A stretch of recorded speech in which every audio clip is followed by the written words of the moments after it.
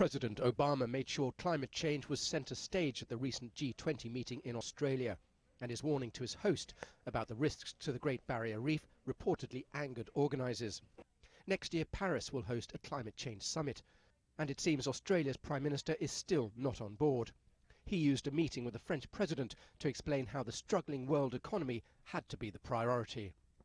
It's vital that the Paris conference be a success, unlike Copenhagen, and for it to be a success, we can't pursue environmental improvements at the expense of economic progress. We can't reduce emissions in ways which cost jobs because it will fail if that's what we end up trying to do. When you have a mining industry the size of Australia's, it's easy to see why the country is one of the world's biggest per capita carbon emitters.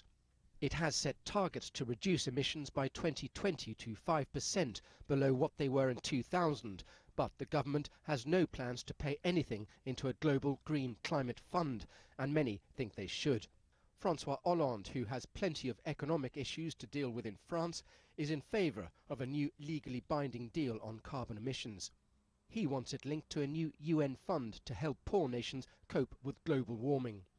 Very clearly that if we want the emerging countries and the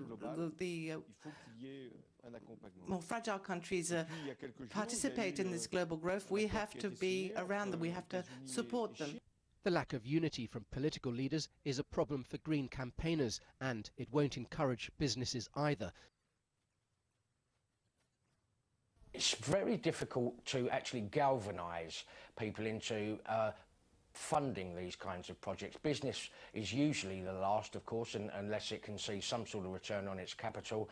And of course, we know that globally, given where the global economy is at the moment, a lot of governments are under pressure. The G20 ended with a call for strong and effective action to address climate change, with an aim to reach a legally binding deal in Paris. That could now depend on how the world economy fares over the next year. Yannick Naud from Sturgeon Capital joins me, and Tony Abbott was clearly defending his own coal-powered economy, wasn't he? I mean, 9% of the coal reserve, worldwide coal reserve, is in Australia, so obviously he's trying to defend his own economy, and that makes sense. Let's talk about where the greenness is in the corporate environment.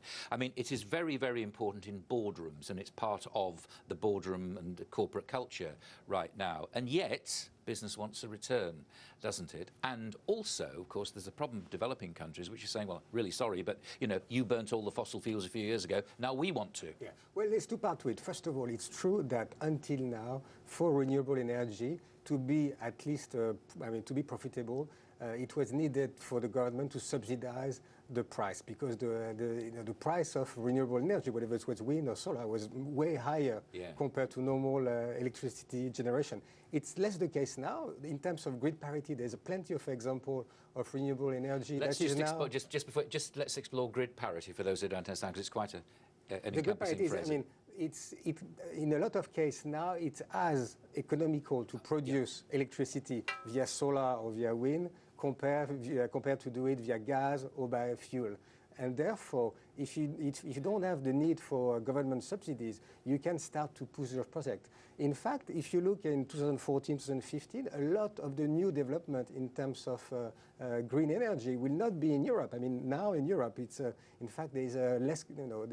We're producing less capacity than before. It will be in emerging market. For example, Saudi Arabia, I think they are planning to spend something like $109 billion in renewable energy. So it does make sense in some specific case now to have renewable energy compared to classic energy. And the key to it, presumably, is the recent, quite encouraging development in batteries that can actually hold energy, because that's key, very briefly, isn't it? Yeah, there's a lot of development in terms of batteries, in terms of interconnectivity of grid, because, for example, Spain produces a lot of electricity during the night, but the grid is not connected to the French grid, and therefore this electricity is wasted. On the other side, you have the same kind of example between Denmark and Norway. Denmark produces a lot of wind energy during the night, and now that there is a cable between 240-kilometer cable undersea between Denmark and Norway, they're able to pump water above the dam in order to store it for the consumption during the day. Yannick, thank you. Stay with us, would you? Thanks so much for the moment. Now, South Africa's Reserve Bank has left interest rates